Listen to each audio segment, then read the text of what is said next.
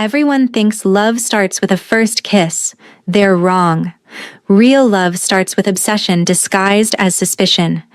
And for Quan Taiyang, it started at exactly 11:52 p.m. when his black maid walked through the door and he realized he'd crossed a line he could never uncross. I'm about to show you what happens when a Korean mafia boss who controls half of Manhattan loses control over the one thing that matters, his heart.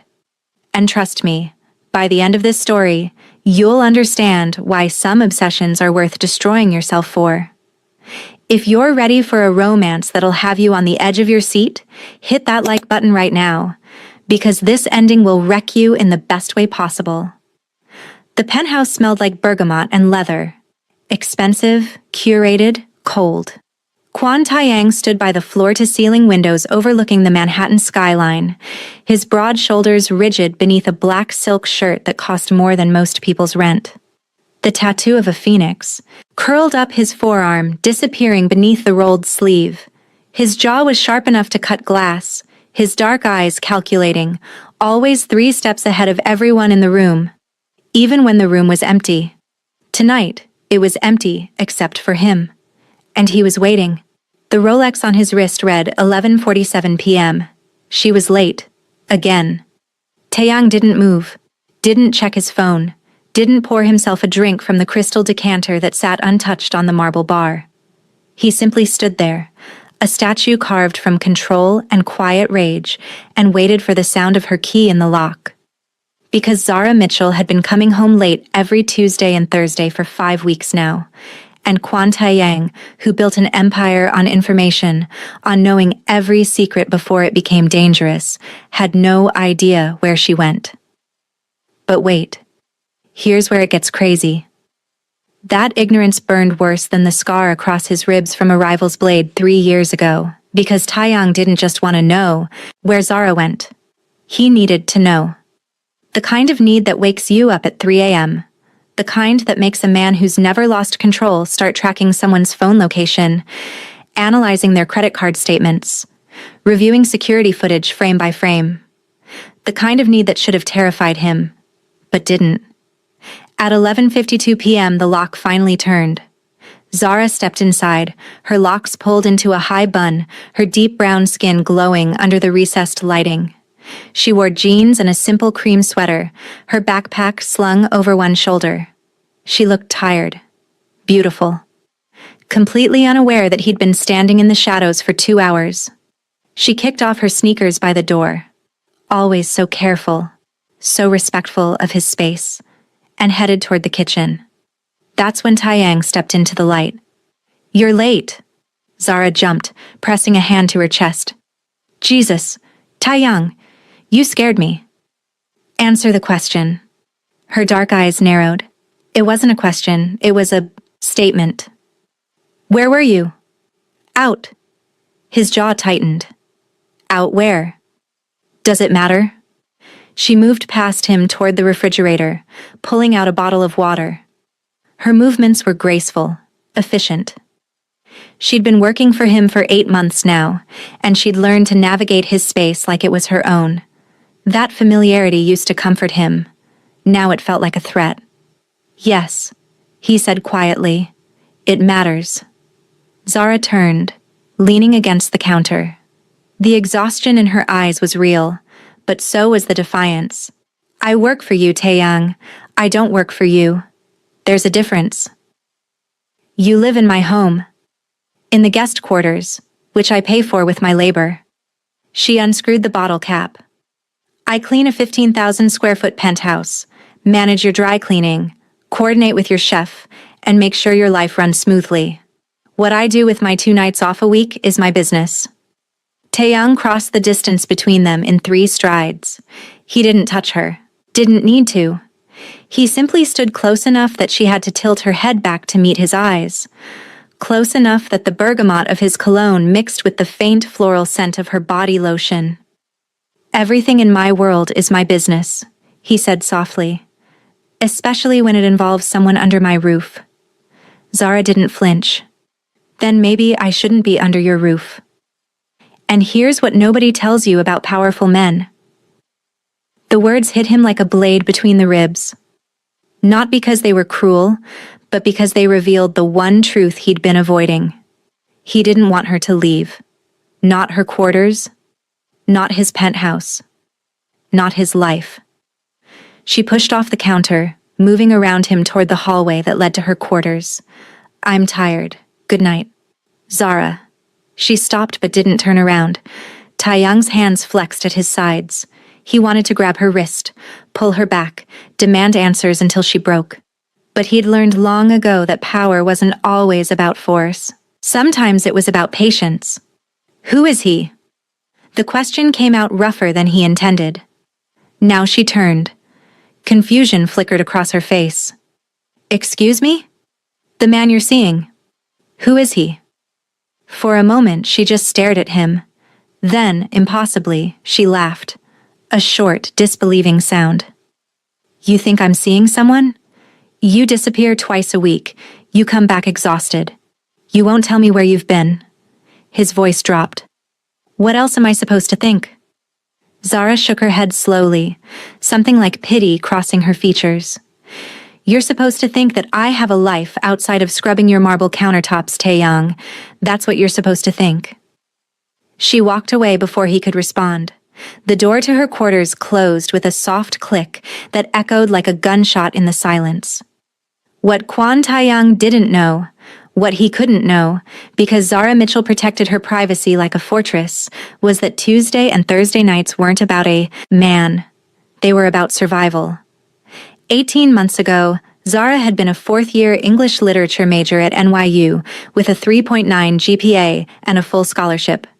She'd been 3 months from graduating when her mother, her only family, was diagnosed with stage 4 pancreatic cancer. The medical bills came faster than the hospital could print them. Zara dropped out, sold everything she owned, moved her mother into a hospice facility that drained her savings in 6 weeks. She worked 3 jobs, waitressing, tutoring, cleaning apartments. And it still wasn't enough. Her mother died on a Tuesday morning in October. Zara had $219 in her bank account and nowhere to live. That's when she saw the job posting. Live-in housekeeper for private residence, $18,000 a month, discretion required. She didn't ask questions, didn't care that the man who interviewed her had cold eyes and a reputation that made her Uber driver ask twice if she was sure about the address. She needed the money. She needed a place to sleep. She took the job. But here's the part that'll change everything you think you know about this story. What Taeyang also didn't know was that Zara had been using her nights off to finish what her mother's death had stolen, her degree. She'd re-enrolled at NYU as a part-time evening student, paying out of pocket with the money she earned scrubbing his floors. Every Tuesday and Thursday, she sat in lecture halls and wrote essays and reminded herself that she was more than the tragedy that had derailed her life. She was rebuilding, slowly, quietly, alone. And she'd be damned if she'd let her emotionally unavailable, criminally connected employer ruin that for her. The next morning, Zara found an envelope on the kitchen island. Inside was a black American Express card with her name embossed in silver. No note, no explanation. She left it there and made his coffee exactly the way he liked it. 2 shots of espresso, no sugar, a splash of oat milk. When Taeyang emerged from his bedroom at 7:30 a.m., immaculate in a charcoal suit, she set the cup in front of him without a word. He glanced at the envelope. "You didn't take it." "I don't need your credit card. It's not charity, it's access." "To what?" "Whatever you need." He sipped his coffee, his gaze never leaving her face. "Clothes, transportation, tuition." Zara's blood went cold. She set down the dish towel very carefully. "What did you just say?" Taeyang's expression didn't change. "You're taking night classes at NYU, English literature. You're 3 credits away from finishing your degree." He tilted his head slightly. "Did you think I wouldn't find out?" For a moment, Zara couldn't breathe. Then the anger hit. "You had me investigated." "It wasn't a question. I investigate everyone. I work for you. I don't owe you my life story. You live in my home." His voice was maddeningly calm. "That makes your life story relevant. If you're still watching, drop a comment right now telling me if you'd forgive him for this, because what happens next will test everything you think about trust." Zara grabbed the envelope and slapped it onto the counter in front of him. "I don't want your money. I don't want your access. What I want is for you to stay out of my business and let me do my job." She turned toward the sink, gripping the edge of the marble to keep her hands from shaking. Behind her, she heard him stand. Felt him approach. "Your mother's name was Gloria," Taeyang said quietly. "She was a nurse. Pancreatic cancer. You dropped out to take care of her, and when she died, you had nothing left." Zara's eyes burned. "You've been working yourself to exhaustion for 18 months, he continued, his voice closer now, right behind her. 3 jobs before you came here.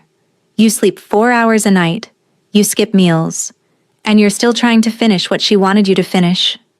A tear slipped down her cheek before she could stop it. "That's not weakness, Zara." His hand appeared beside hers on the counter, not touching, just there. "That's strength. And I respect it." She wiped her face roughly. "Then respect my choice to do it alone. What if you didn't have to? I don't need saving, Taeyang. I'm not trying to save you."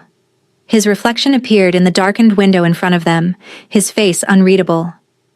"I'm trying to invest in you. There's a difference." Zara turned slowly. This close, she could see the faint scar along his collarbone, barely visible above his shirt collar. Could see the way his dark eyes softened just slightly when they met hers. "Why?" she whispered. For the first time since she'd met him, Kwan Taeyang looked uncertain. "Because," he said finally, "you're the first person in 5 years who hasn't wanted something from me, and I don't know what to do with that." What neither Taeyang nor Zara knew was that someone had been watching their morning confrontation through the penthouse security feed. His name was Jin Matsuda, Taeyang's oldest friend, his right hand.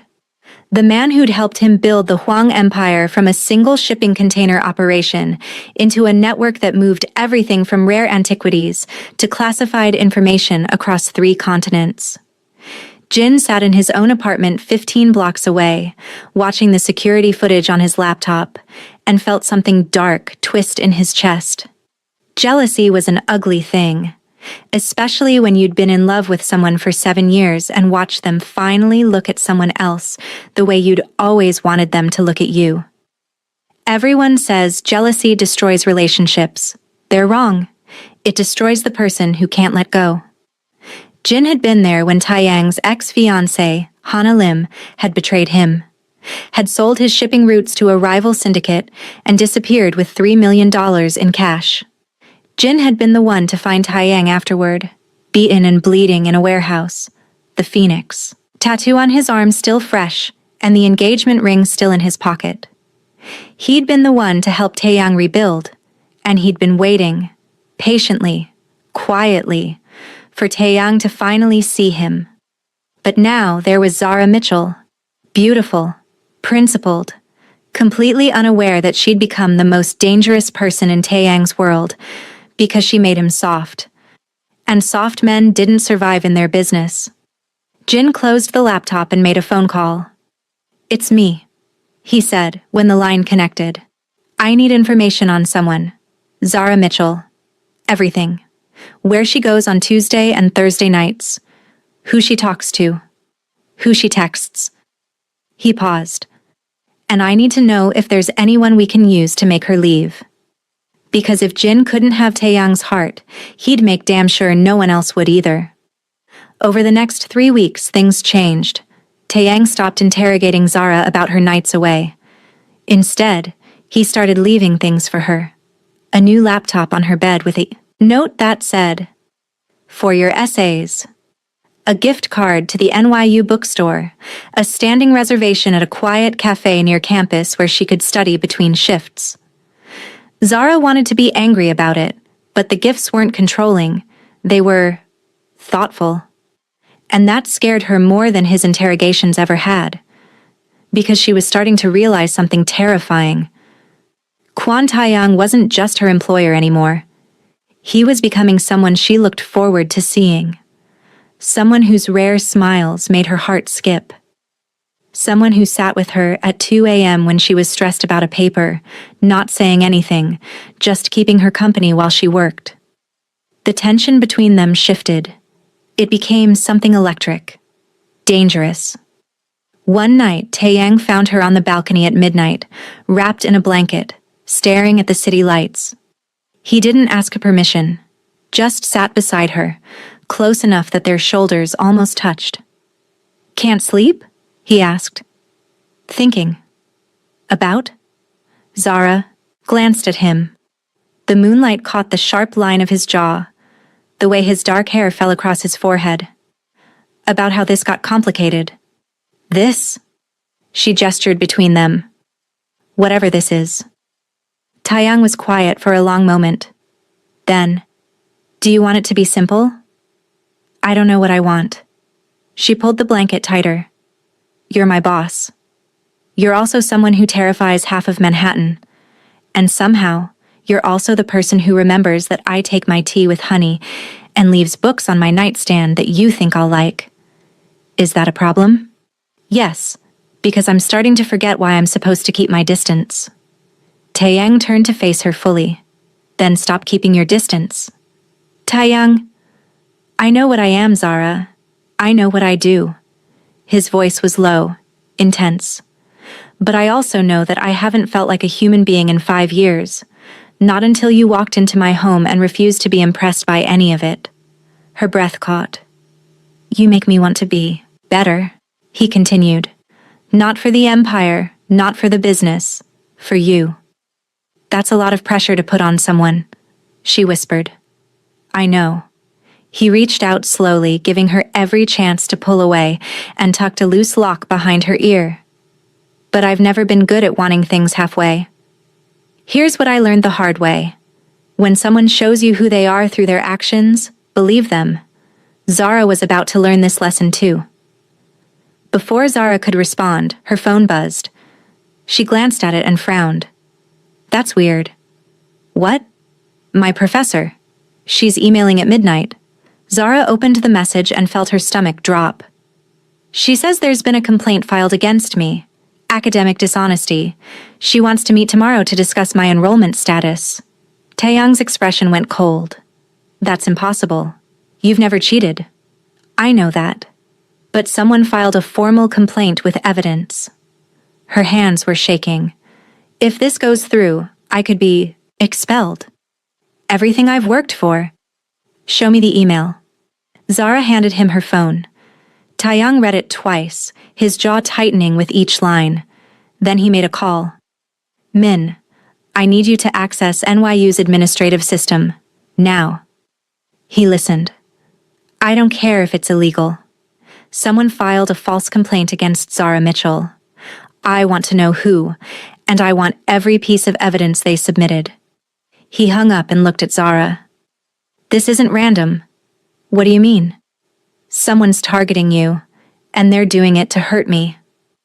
It took Min exactly 47 minutes to crack the university system. What he found made Taeyang's blood run cold. The complaint had been filed by an anonymous source using a VPN, but the evidence, fabricated essays, fake timestamps, doctored correspondence, had been uploaded from an IP address that Taeyang recognized immediately. Jin's apartment. Taeyang stood in his office, staring at the information on his screen, feeling something inside. Him fracture. 7 years of friendship. 7 years of trust. And Jin had tried to destroy the one person who made Taeyang feel alive. Zara appeared in the doorway, her face pale. "Did Min find anything?" Taeyang closed the laptop. "Yes." "Who was it?" He looked at her, really looked at her, and saw the fear she was trying to hide, the exhaustion, the desperation to hold on to the one thing she'd been building toward. "It doesn't matter," he said quietly, "because I'm going to fix it. Taeyang, trust me." He crossed to her, taking her hands in his. Can you do that? Trust me? Zara searched his face.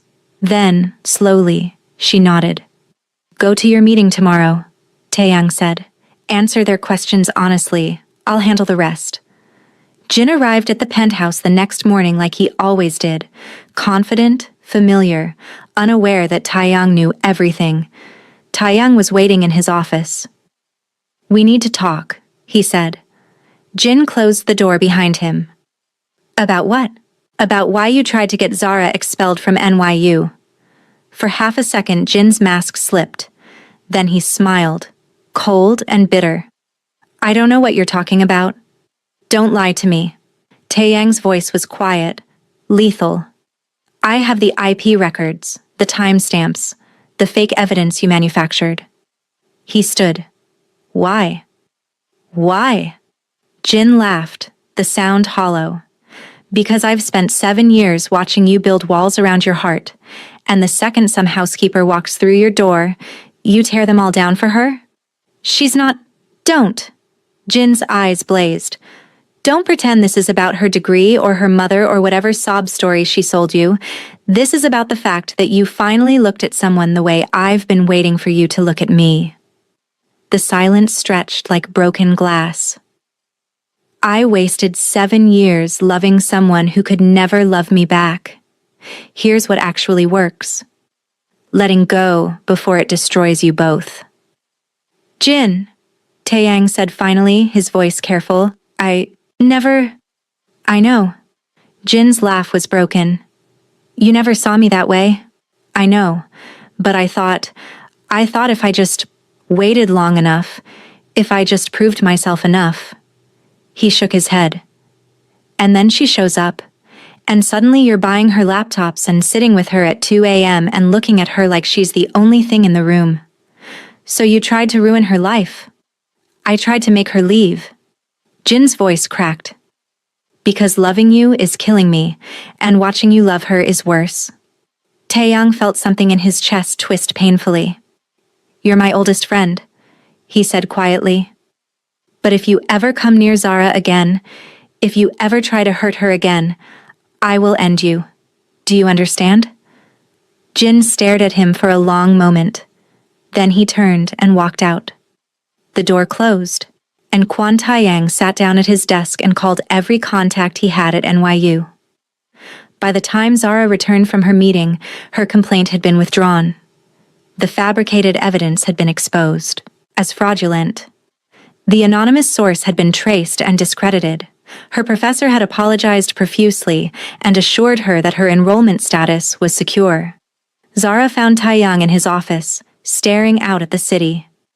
It's done, she said softly. He turned. The complaint? Withdrawn. Cleared from my record. She stepped inside. You're doing. Does it matter? Yes. She crossed to him. Because I need to know if you're protecting me or controlling me. Taeyang held her gaze. What's the difference? Protection is keeping me safe. Control is deciding what's best for me without asking.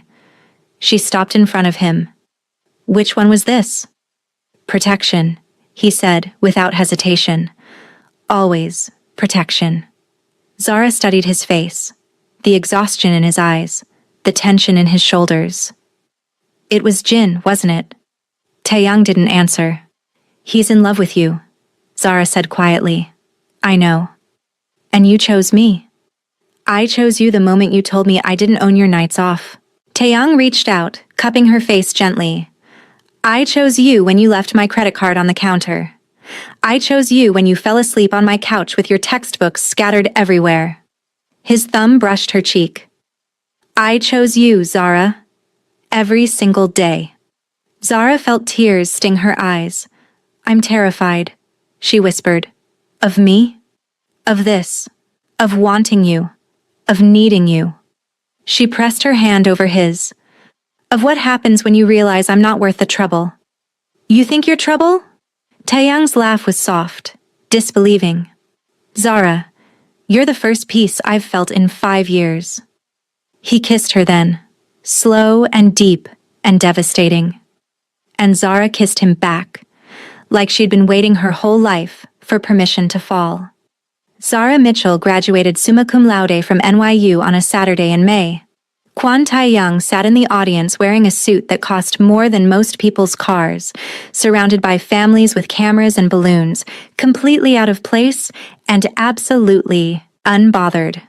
When Zara crossed the stage, he stood and applauded until the people around him started clapping too. After the ceremony, he found her in the crowd, diploma in hand, eyes shining. "Congratulations," he said. "Thank you." She kissed him, right there in front of everyone. "For everything." "I didn't do anything. You did everything." She laced her fingers through his. "You gave me space to finish what I started. You protected me when I needed it. You let me be strong." Taeyang pulled her close. "You were always strong, Zara. I just made sure the world knew it." That night, back in the penthouse, Taeyang presented her with one final gift. A key. Not to his apartment. She'd had that for months. To a brownstone in Brooklyn. 3 stories. A garden. Space for an office where she could write. "It's yours," he said. "No strings, no conditions. Just yours." Zara stared at the key, then at him. "Move in with me," Taeyang said quietly. "Not as my housekeeper, as my partner, as my equal." He took her hand. "Let me build something with you that isn't about empires or power. Something that's just ours." Zara looked at this man. This dangerous, complicated, surprisingly soft man who'd learned to love again because she'd refused to make it easy. "Yes," she whispered. And Kwon Tae-young smiled, a real smile, the kind that reached his eyes, and kissed her like he'd finally found home. Here's the truth nobody wants to admit. Real love isn't about perfection. It's about choosing someone even when they're broken, even when they're difficult, even when loving them costs you everything. Taeyang and Zara didn't get a fairy tale. They got something better. They got real. If this story made you feel something, smash that subscribe button and drop a comment telling me which moment hit you hardest. Was it when Taeyang confronted Jin? When Zara found out about the investigation? Or that final proposal scene? Let me know below. And remember, love isn't always safe, but it's always worth fighting for.